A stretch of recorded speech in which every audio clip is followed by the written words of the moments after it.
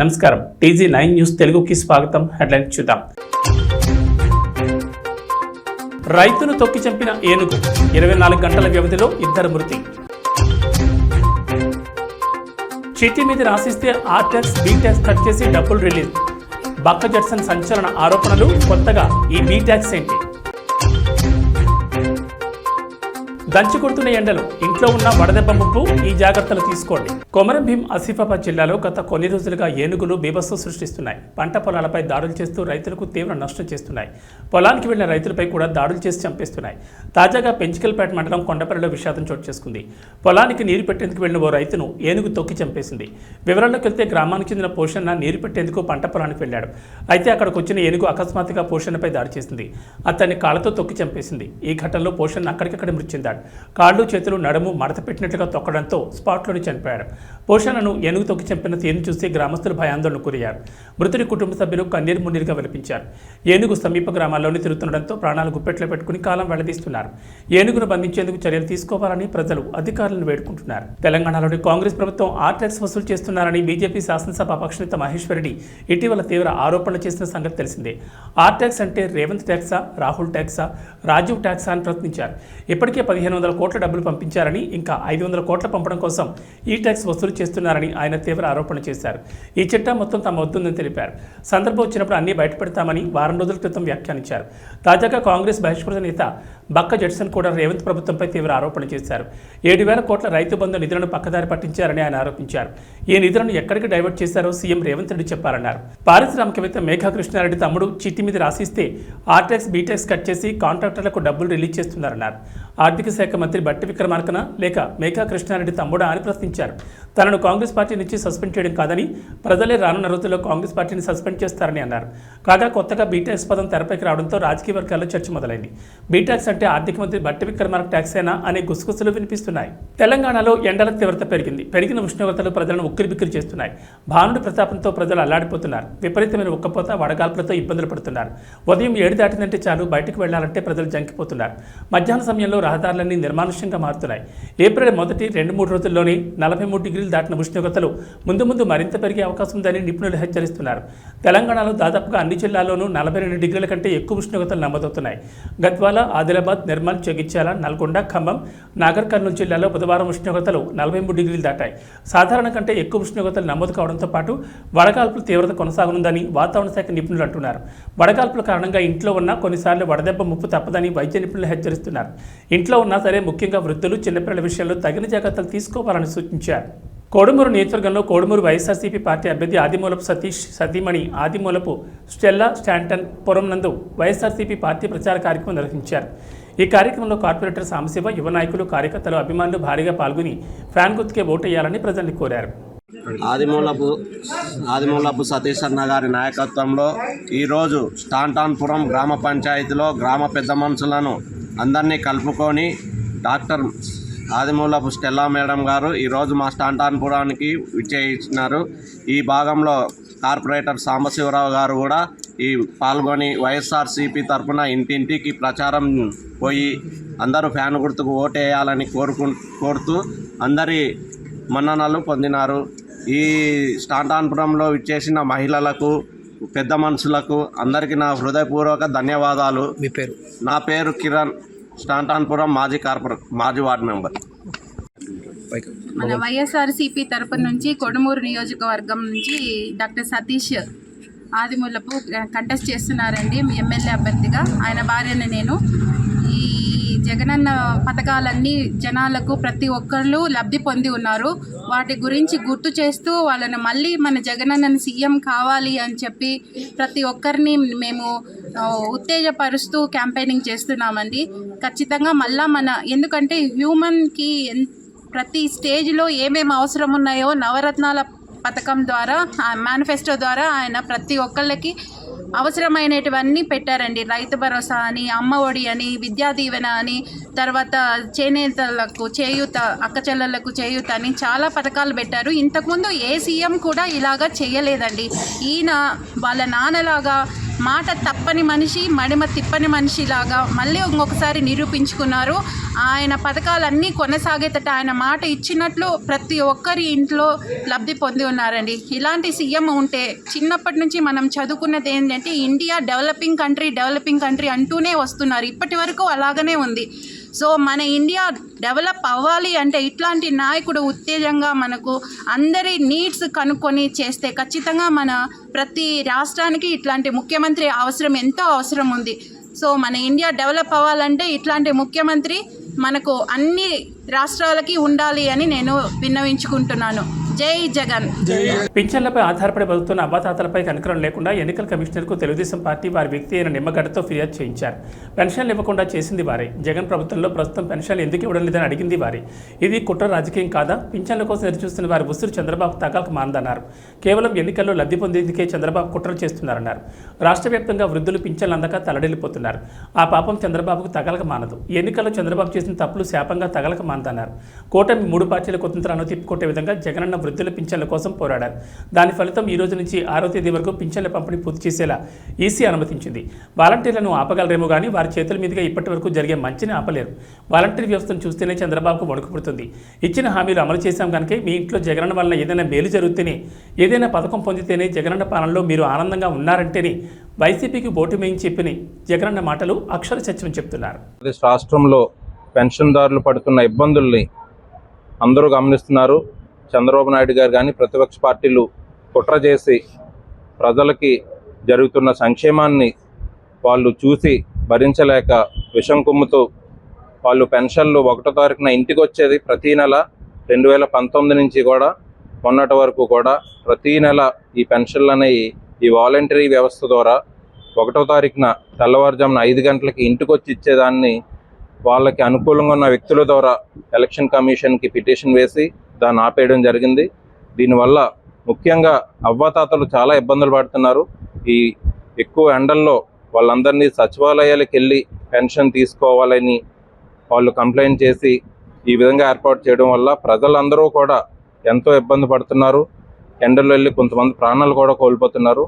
దీనికి చంద్రబాబు నాయుడు గారు ప్రతిపక్ష పార్టీలు బాధ్యత వహించి అంటే 2014 నుంచి 2019 వరకు పెన్షన్లు తీసుకోవాలంటే కాళ్ళు అరిగేలాగా ఈ అవ్వాతాతలు కానీ నాయకుల చుట్టూ అధికారుల చుట్టూ తిరిగేదాన్ని జగన్మోహన్ రెడ్డి గారు ముఖ్యమంత్రి అయిన తర్వాత మార్చి వాళ్ళందరికీ ఇంటికి వచ్చే విధంగా ఈ వాలంటరీ వ్యవస్థను ఏర్పాటు చేసి ప్రతి కుటుంబానికి సేవ చేయాలనేటువంటి ఒక మంచి ఆలోచనతో పరిపాలన సాగించారు.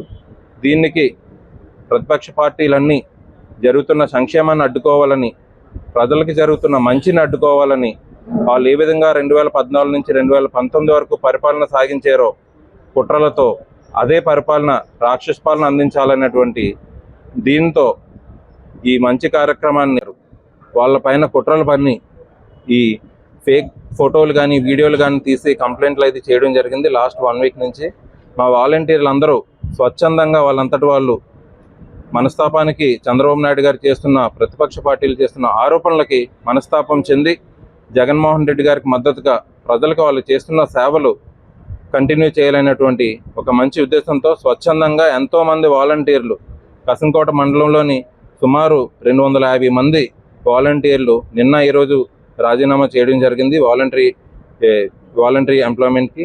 అలాగే అనకాపల్లి మండలంలో కూడా పట్టణంలో కూడా ఎంతోమంది వాలంటీర్లు రిజైన్ చేసి ఈ ప్రజలకు చేస్తున్న సర్వీస్ని వాళ్ళు కంటిన్యూ చేయాలని వాళ్ళు తీసుకున్న నిర్ణయానికి ముఖ్యంగా వాలంటీర్లందరికీ కూడా కృతజ్ఞతలు తెలుపుకుంటూ రానున్న రోజుల్లో మా నాయకులందరినీ తప్పకుండా ప్రజలకు కానీ ఈ వాలంటీర్లు కానీ అందరికీ అండగా ఉంటామని చెప్తూ జగన్మోహన్ రెడ్డి గారిని మళ్ళీ ముఖ్యమంత్రిగా చేసుకోవడానికి మేమందరమీ సిద్ధంగా ఉన్నామని తెలియజేస్తూ సెలవు తీసుకుంటున్నాను.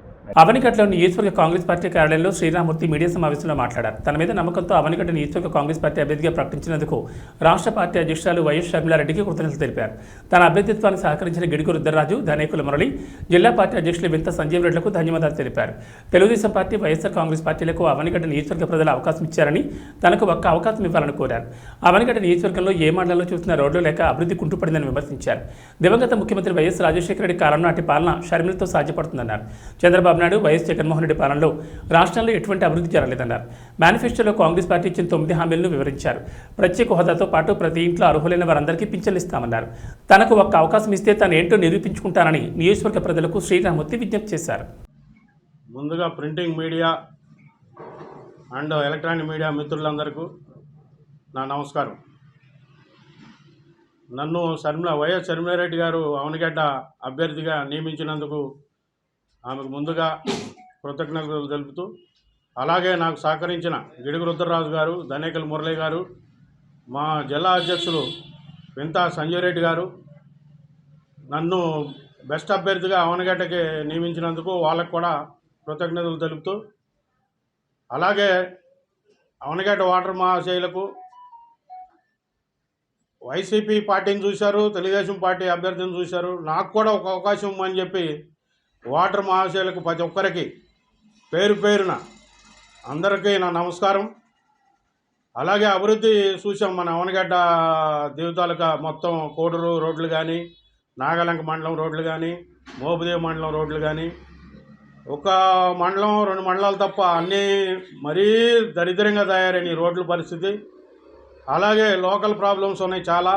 పొలాలకు కానీ, ఇంటి స్థలాలకు కానీ చాలా ఇబ్బందులు ఉన్నాయి. మాకు ఒక అవకాశం ఇస్తే కాంగ్రెస్ పార్టీని పూర్వం ఇదివరకే మండలకృష్ణరావు ఆధ్వర్యంలో కానీ, మన వైఎస్ రాజశేఖర రెడ్డి గారు ముఖ్యమంత్రి వైఎస్ రాజశేఖర రెడ్డి గారు ఉన్నప్పుడు కానీ ఎన్నో అభివృద్ధి కార్యక్రమాలు చూసాం. ఇప్పుడు అభివృద్ధి నోచుకోవడానికి ఒక కార్యక్రమం కూడా 2 పార్టీలు, తెలుగుదేశం చంద్రబాబు నాయుడు కానీ, అలాగే జగన్మోహన్ రెడ్డి గారు కానీ ఇది డెవలప్మెంట్స్ ఏమి లేవు.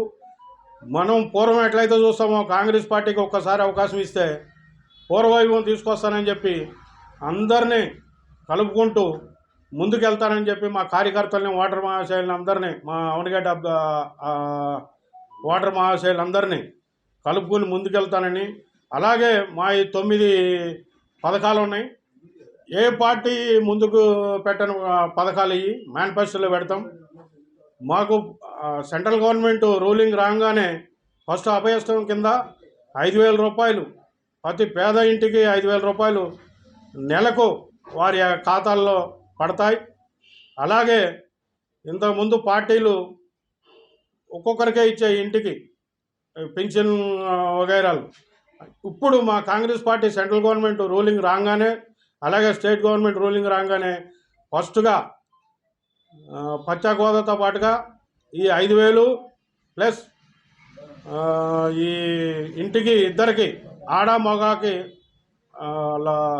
పెన్షన్, వృద్ధాప్య పెన్షను ఇద్దరికి పడతాయని చెప్పి మా అధ్యక్షురాలు అనౌన్స్ చేశారు.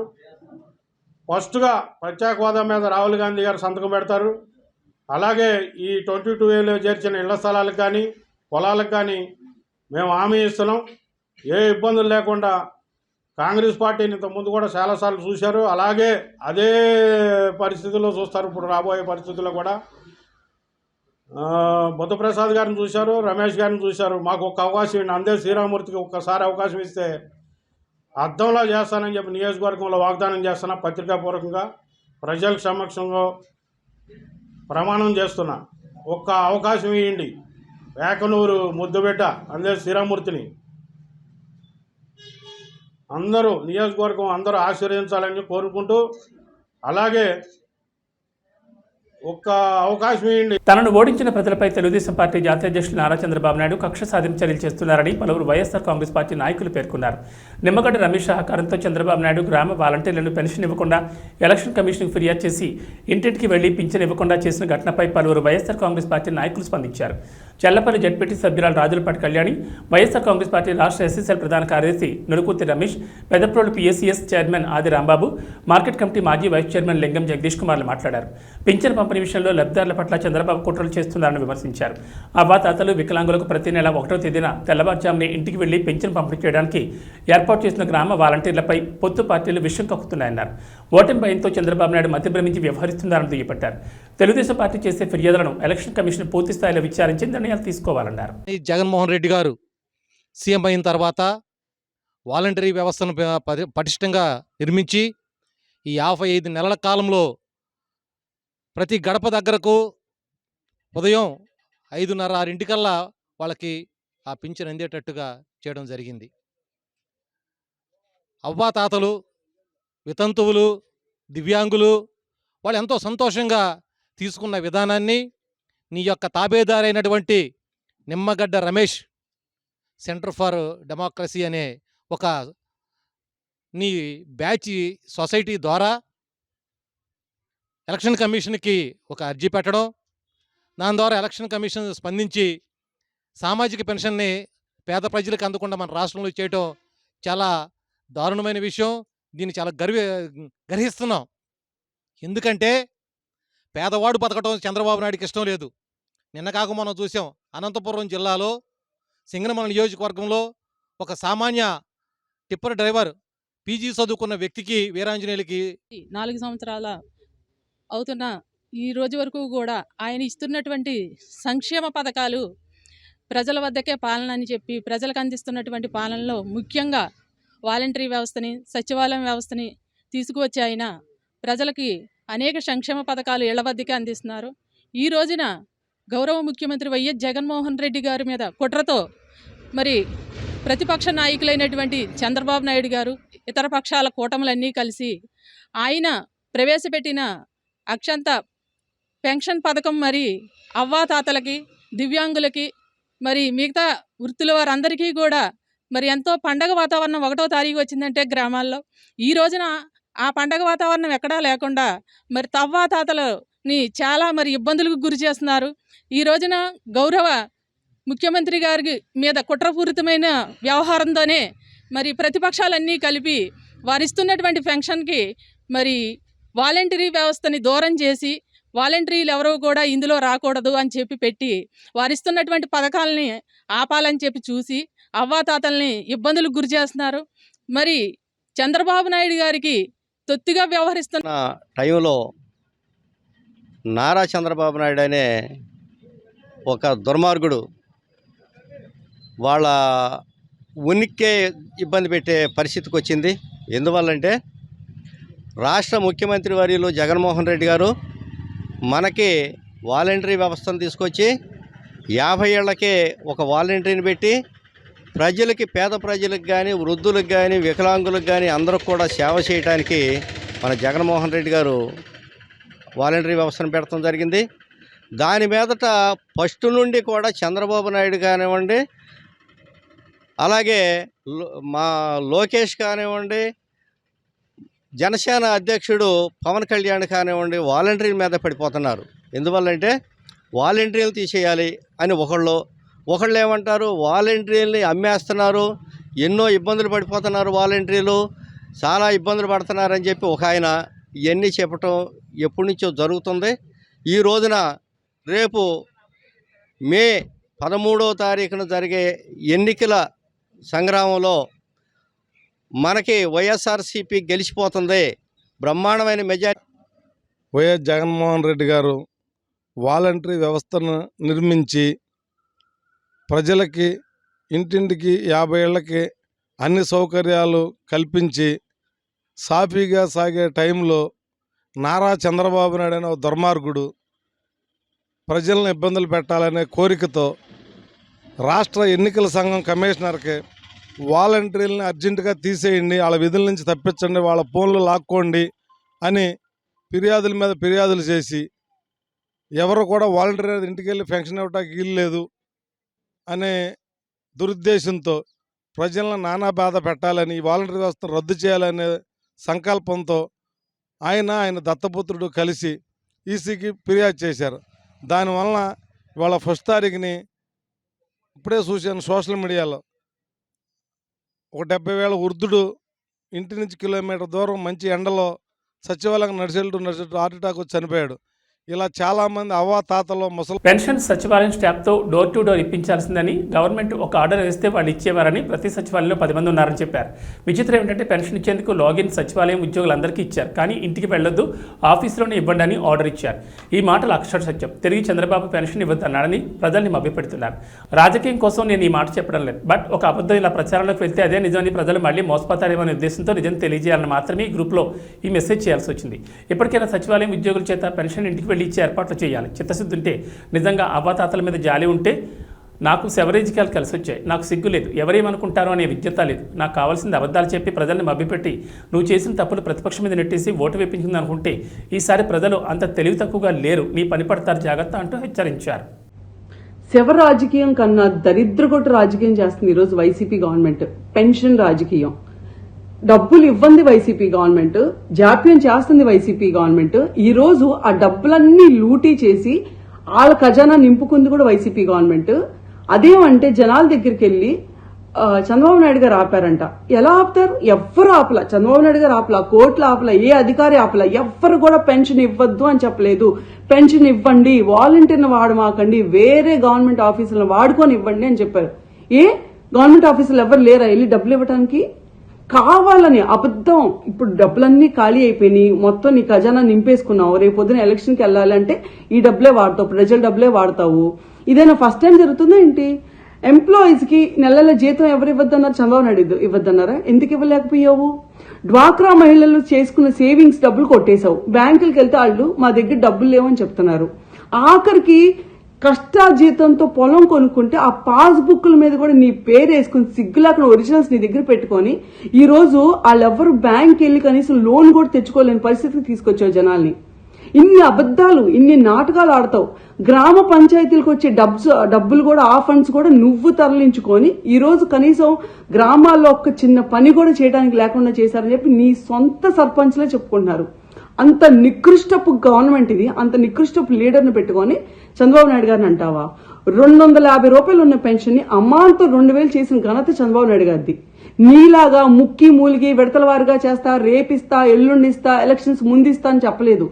ఆయన ప్రమాణ స్వీకారం చేసిన మరుసటి నెల నుంచే 2000 రూపాయలు ప్రతి అవ్వకి ప్రతి తాతకి చేతిలోకి వచ్చింది. అదొక్కటే కాదు, పెన్షన్దారులు పెంచాం కూడా, ఇంకా ఉన్నదానికన్నా కూడా ఇంకా లక్షల కొద్ది పెన్షన్దారులు పెంచాం కూడా. అడిగిన ప్రతి ఒక్కరికి కార్డు ఇచ్చాం, పెన్షన్ ఇచ్చాం. నీలాగా ఇంట్లో కరెంటు 300 రూపాయలు కరెంటు బిల్లు వచ్చిందని కట్ చేయటం, ఇంటి ముందు కారు ఉందని కట్ చేయటం, ఇలాంటి దరిద్రగొట్ట పనులు ఎప్పుడు బాబు గారు చేయలేదు. మళ్ళీ చెప్తున్నాను, బాబు గారు ఈ రోజు నువ్వు ఇవ్వకపోయినా సరే మేము ఈ 2 నెలలు నాకు తెలిసి నువ్వు ఇబ్బంది పెడతావు పబ్లిక్ ని, ఇదంతా కూడా మా మీద నడతావు. అయినా సరే నువ్వు ఎవరి మీదకే నెట్టుకోగానే మేమైతే 100% వాళ్ళ చేతికి వాళ్ళ పెన్షన్ వచ్చే వరకు ఫైట్ చేస్తాం. ఈ 2 నెలలు ఆగితే ప్రతి పబ్లిక్ కి తెలుసు బాబు గారు వస్తుంది, స్వర్ణయుగం వచ్చింది, మళ్ళీ టీడీపీ వచ్చింది. ప్రతి ఒక్కరికి పూల్లో పెట్టి ప్రతి నెల 4000 రూపాయలు నీలాగా విడతల వారిగా కాదు, అమ్మాంతంగా ఇన్స్టెంట్ గా ఇస్తాం. రేపొద్దున ప్రమాణ స్వీకారం అయిన మరుసటి రోజు నుంచి ప్రతి ఒక్క వృద్ధుడికి గాని, అవ్వకు గాని, తాతకు గాని వాళ్ళ చేతికి 4000 రూపాయలు పెన్షన్ వచ్చింది. బీసీలు అయితే 50 ఏళ్ల నుంచే పెన్షన్ వచ్చింది. గుర్తుంచుకోండి పబ్లిక్ కూడా. ఈ వైసీపీ చేసే అబద్దాలకి మోసాలకి మాత్రం ప్లీజ్ పడమాకండి. వాళ్ళు మనుషులు కాదు, రాక్షసులు. దొంగ చేతికి తాళాలు ఇచ్చినట్టు అనవసరంగా మన రాష్ట్ర ఖజానా తీసుకెళ్లి ఆయన చేతిలో పెట్టి ఈ రోజు ఆ ఖజానా మొత్తం లూటీ చేశాడు. రేపు బాబు గారు వచ్చాక తల తాకట్టు పెట్టైనా సరే మీ పెన్షన్లు గాని, మీ డబ్బులు గాని, మీకు ఏది ఉన్నా సరే ప్రతిదీ అందిద్ది. గుర్తుంచుకోండి. Thank you. జగన్ మరియు వాలంటీర్లపై అక్కసు తీర్చుకున్నారు. వృద్ధులు, ప్రత్యేక ప్రతిభావంతులపై తీర్చుకున్న చంద్రబాబు పాలనలో చెప్పులు అరిగేలా ప్రభుత్వ కార్యాలయం చుట్టూ తిరిగే రోజుల్ని మళ్లీ వైఎస్ఆర్ పెన్షన్ కానుక లబ్ధిదారులు గుర్తు చేశారు. చంద్రబాబు నాయుడుకు అందరూ బుద్ధి చెప్పాలని చెల్లజగిరెడ్డి అన్నారు. రావులపాలెం మండలం విదిరేశ్వరం గ్రామంలో పెన్షన్ కోసం పడిగాపులు కాస్తున్న వారికి వచ్చేది జగనన్న ప్రభుత్వమని, వాలంటీర్లు ఇంటికి సంక్షేమ పథకాలు అందించే రోజులు వస్తాయని వారికి ధైర్యం చెప్పారు. కొత్తపేట నియోజకవర్గంలో సుమారు 44,000 మందికి ప్రతి నెల 14 కోట్ల రూపాయలు తీసుకొచ్చి పెన్షన్లు ఇచ్చే కార్యక్రమం జగన్మోహన్ గారు చేస్తున్నారు. సరే, ఎన్నికలు వచ్చాయి. ఎన్నికలు వచ్చినంత మాత్రాన ముఖ్యంగా పెద్దలకి, ఎవరైతే వృద్ధులు ఉన్నారో ఆ యొక్క వృద్ధులకు కానీ, లేదా వితంతులకు కానీ, అంగవైకల్యం కలిగినటువంటి వాళ్ళు కానీ బాధ పెట్టుకొని ఎవరు చెప్పరు. కానీ దురదృష్టం, ఈ రాష్ట్రంలో నారా చంద్రబాబు నాయుడు గారు, ఆయన కూడా 70 సంవత్సరాల వయసు ఉన్నటువంటి వ్యక్తి అయినప్పటికీ 14 సార్లు ఆయన కూడా 14 సంవత్సరాలు ముఖ్యమంత్రిగా చేసేటువంటి అనుభవం ఉండి ఇవాళ ఆయన వయసు ఉన్నటువంటి వాళ్ళందరినీ ఇబ్బంది పెట్టే విధంగా అనేక రకాల ఫిర్యాదులు, అదేవిధంగా అనేక రకాలైనటువంటి పిటిషన్లు కోర్టుల్లో వేసి ఇవాళ ఈ యొక్క వృద్ధుల యొక్క పట్టగొట్టే కార్యక్రమం నారా చంద్రబాబు నాయుడు గారు చేస్తున్నారు. నేను డైరెక్ట్గా అడుగుతున్నాను, దీనివల్ల మీకు కలిసి వచ్చే అంశం ఏంటని అడుగుతున్నాను. ఏదైతే మీ ప్రభుత్వం వస్తే ఈ రకంగా ఉన్నటువంటి సామాన్యుల్ని, అభాగ్యుల్ని, వృద్ధుల్ని, వితంతువుల్ని, దివ్యాంగుల్ని కూడా ఇబ్బంది పెడతామని చెప్పకనే చెప్తున్నారు. మీ ప్రభుత్వం వస్తే ఏం చేస్తామో చేసి చూపిస్తూ ఉన్నారు. ఎందుకు మీకు వీరి మీద ఇంత కక్షను అడుగుతున్నారు? ఏం చేశారు వీళ్ళు? ఎందుకు ఇట్లాంటి వయసు మీరినటువంటి వారు సుమారు 4 గంటల వారికి వాలంటీర్ వ్యవస్థ ద్వారా పట్టుకెళ్ళి వారి ఇంటింటికి పెన్షన్ ఇచ్చే కార్యక్రమం చేస్తుంటే మీకు వచ్చే నొప్పి ఏంటని అడుగుతున్నాం ఈ సందర్భంగా. మీకేమైనా కక్ష ఉంటే మా మీద, జగన్మోహన్ గారి మీద కక్ష ఉంటే ఇవాళ మీటింగ్ పెట్టని మమ్మల్ని తిట్టండి. అంతేగాని ఏదైతే సంక్షేమ కార్యక్రమాలు తీసుకున్నటువంటి వారందరినీ కూడా ఈ రకంగా ఇబ్బందులకు గురి చేయడం, వారిని పంచాయతీలకి కాళ్ళు ఎరిగేలా తిప్పడం. నిన్ననే కాకినాడలో వెంకట్రావు అనేటువంటి ఒక వ్యక్తి పాపం పెన్షన్ రాదేమో అని ఆతృతగా 2-3 సార్లు సచివాలయాన్ని తిరిగి మరి వెంకట్రావు అనే వ్యక్తి మరణించాడు. మరి ఇట్లాంటి కార్యక్రమాలు ఏ రకంగా మీరు చేస్తున్నారని చెప్పి నారా చంద్రబాబు గారిని డైరెక్ట్గా క్వశ్చన్ చేస్తూ ఉన్నాం. ఇవాళ మీరు హెలికాప్టర్లో వచ్చి వెళ్ళిపోతున్నారు, రావులపాలెం మీటింగ్ ఉందని చెప్పి. అలాగని కరోనా వచ్చినప్పుడు మీరు హైదరాబాద్లో దాక్కున్నారు. అట్లాంటి టైంలో కష్టపడి పనిచేసినటువంటి వాలంటీర్లని ఇవాళ కనీసం వెళ్ళి పెన్షన్ ఇచ్చే అవకాశం లేకుండా మీరు కోర్టులో వేసి ఈ రకంగా ఈ యొక్క పెద్దల యొక్క ఉసురు మీకు తగులుతుంది. రేపు ఎలక్షన్లో మీకు ఏదైతే 2 నెలల ఎలక్షన్లు ఉన్నాయో మరి ఎలక్షన్లో తప్పనిసరిగా ఈ వృద్ధుల యొక్క ఉసురు నారా చంద్రబాబు గారు తగులుతుంది. ఈ రాష్ట్రాన్ని బట్టి దరిద్రం వదులుతుందని ఈ సందర్భంగా మనవి చేస్తూ ఉన్నా. ఇక్కడ ఉన్నటువంటి ఆ వృద్ధులకు కానీ, వితంతువులకు కానీ, దివ్యాంగులకు కానీ మాటిచ్చి వెళ్తూ ఉన్నా. మళ్ళీ ఎలా ఎలక్షన్లు అయిన వెంటనే ఈ రాష్ట్రంలో మీ మనవడు జగన్మోహన్ గారు గెలవడం ఖాయం. ఇక్కడ నన్ను కూడా ఆశీర్వదించండి. తప్పనిసరిగా మీ పెన్షన్లు మళ్ళీ వాలంటీర్ల ద్వారా మీ ఇంటింటికి పంపించే బాధ్యత వైఎస్ఆర్ కాంగ్రెస్ పార్టీ తీసుకుందని నేను చేస్తున్నా. ముఖ్యంగా ఎప్పుడూ జరగని ఎలక్షన్ రావచ్చు, అంతేగాని రొటీన్గా జరిగే కార్యక్రమాలన్నీ జరగాల, ఏది ఆపకూడదు.